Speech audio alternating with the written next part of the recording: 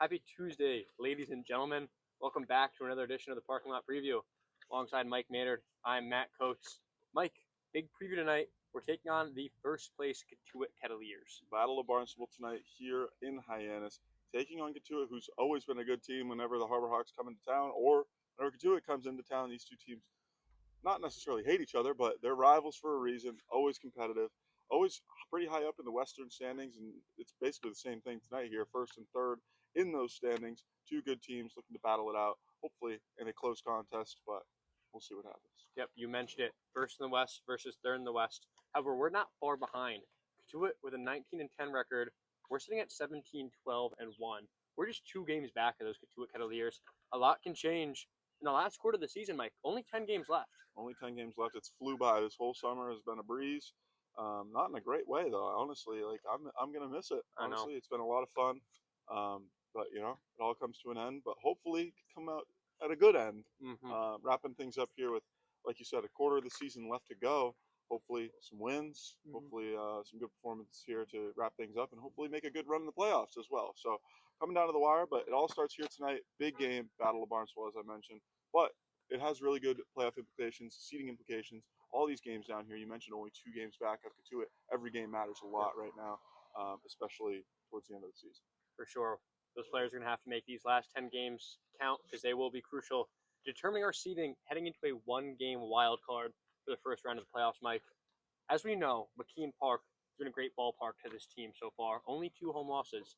However, one of those losses coming to the Cotuit Kettleers. They're going to look to make it, though, 2 straight victories against Cotuit. Last time we hosted them, big 14-4 victory via the Mercy Rule, Mike. Yeah, that was a huge game for the Harbor Hawks. It was a little bit weird. The Cotuit Kettleers brought in some position players to pitch pretty early on, basically just threw in the white towel and throw the white flag and said, you know what, we give up, which to this moment we still don't really understand why that happened, but a win for Hyannis nonetheless is always a good thing in our books. So Cotuit wanted to save some arms, really let that game get away from them pretty early, and then Hyannis really just made them pay, punished them for putting those arms in the game, and came away with a big win, 10-run differential there, added to the stats. And yeah, like you said, it was just a great game, Mercy Rule victory overall, pitching, hitting, everything was excelling at a high rate for Hyannis. So looking to do that again tonight, hopefully. That's for sure. I mentioned how one of those home losses was to Cotuit, Mike. That other home loss came to the Bourne Braves, who we played just before our off day yesterday. Tell me what happened in that matchup. Not a great game for the Harbor Hawks in that one against Bourne. A 3-1 loss. Overall, just really not able to get things going at the plate. It's happened a few times lately. It seems like the bats have been a little bit streaky here and there for the Harbor Hawks, and just one of those games where it just really wasn't going.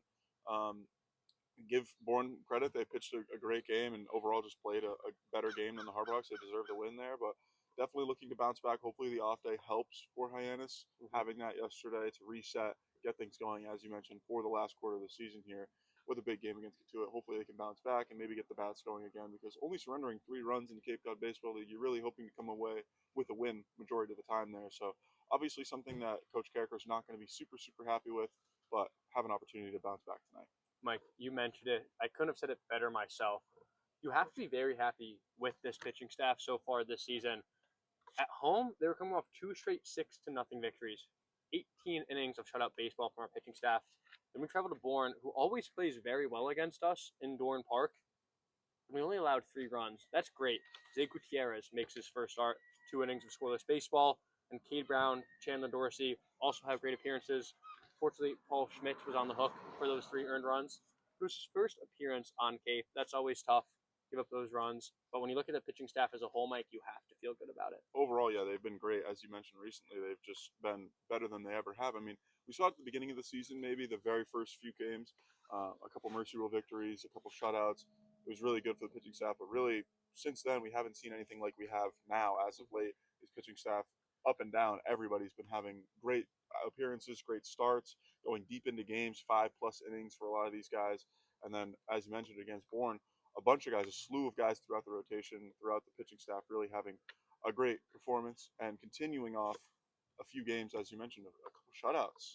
So really looking to continue that momentum, where on the opposite side, you're really looking to hopefully bring the bats back to life, which haven't been as of late. But again, yeah, you mentioned the pitching staff. You can't really ask for much better. For sure. And while we're reeling off a loss, Mike, so are the Cotuit Kettleers. They had a first place versus first place matchup the other day against the YD Red Sox. Mike, 6-3 loss there. 6-3 loss. It's a tough game, obviously, seed 1 and seed 1 on the other side. But overall, just a game that Cotuit wants to flush as well. 2 games that these 2 teams are coming off of, really not good ones for either side. The Red Sox out-hit Cotuit 11-9 in that game and ended up taking the victory. 3 runs were spread out among the team. No massive individual performances for Cotuit. So really, you're looking for some guys to step up for them. But overall, just a game to bounce back from. The off day hopefully is going to do benefits for both of these teams. So hopefully have a good contest tonight and get a good reset, because obviously the off days are few and far between here in the Cape Cod Baseball League. You have rain out some days, but you have a planned off day yesterday. Let the guys have some fun, let them reset, maybe get some extra work in if they need it, and hopefully come back to the field today and look for a good game. For sure, Mike. Now, time to look at the marquee matchup of the day, the starting pitching matchup.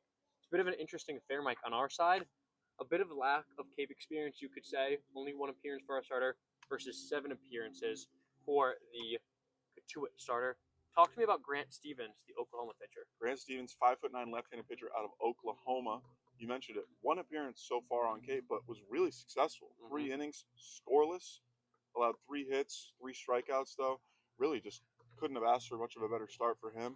I talked to him after the game. He was actually planning on working a job as an architect or in architecture, and got the call to come to Hyannis, and he immediately quit that architecture job. So he was very excited to make the trip down to, not down, I guess up from Oklahoma. I don't know where he's from, but anyways, made the trip to Hyannis, came out, pitched a great game, and you talked about it earlier. He's very nonchalant. Yes. Loves to just hang out, talk to guys. He's having a great time always. So look for him to have another good start tonight.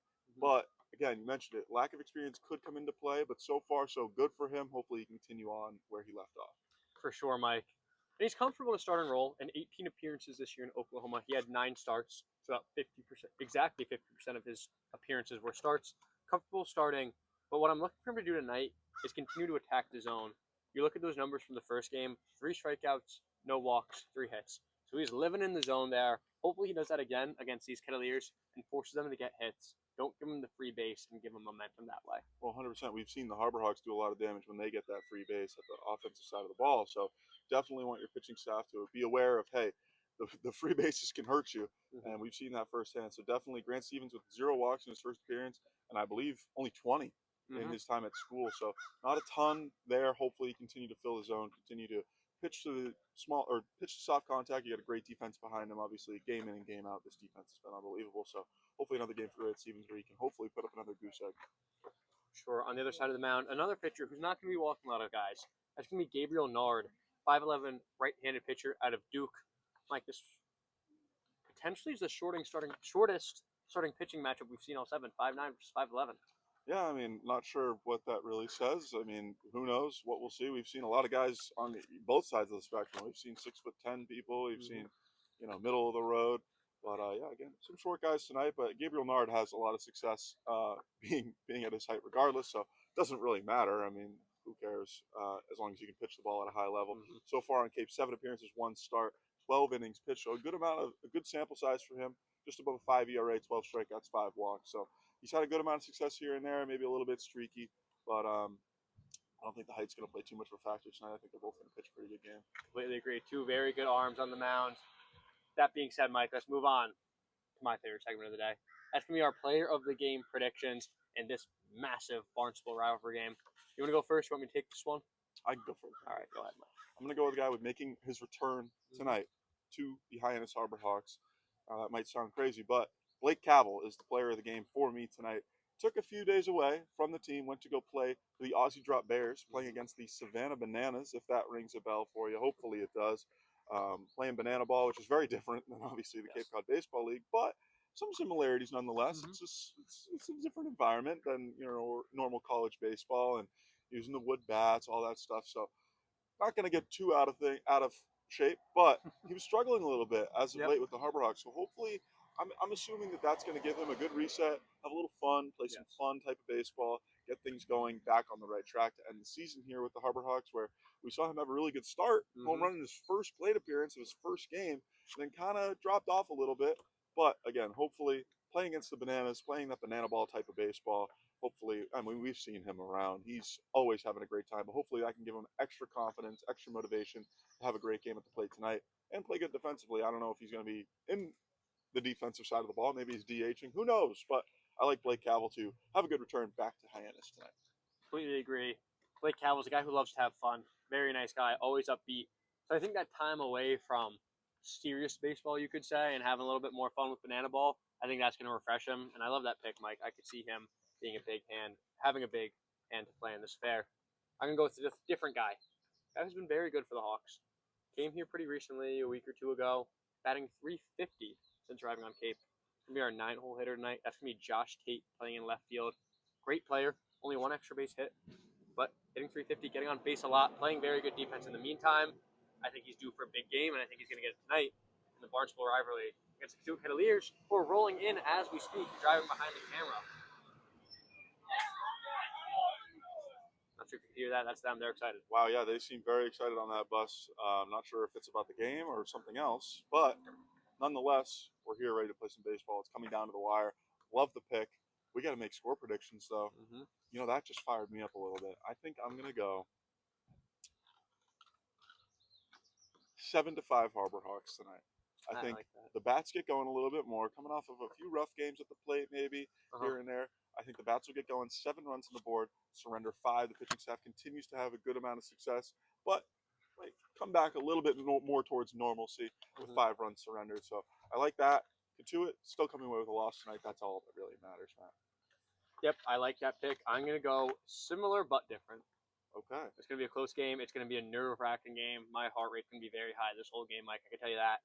But it's going to be a 5-2 victory for the Harbor Hawks. I think the pitching staff stays pitching elite baseball, gives up only 2 runs to a great team, which is a phenomenal effort. Do enough to put up 5 runs, get the victory at the end of the day, but it's going to be very close the entire time, Mike. Love that. Love the Harbor Hawks coming away with a win, Of course. both of ours. So definitely, it's going to be a good game. These two teams, like we keep mentioning, rivals, close in the standings, just great playoff implications. Everything really is setting up this game for a good one tonight. We got clouds in the sky, but should get it in. Doesn't look like there should be any rain coming anytime soon. So excited for some baseball, excited for a good game. Hopefully tonight, come on down to McKeon Ballpark if you can. Completely agree, Mike. Thank you so much for joining us. Guys, thank you so much for watching. Like Mike said, come to McKeon Park. If you can't, catch us right here on the Harbor Hawks Baseball Network or over on Huddle for Cape League TV. Thank you so much, guys. Go Hawks.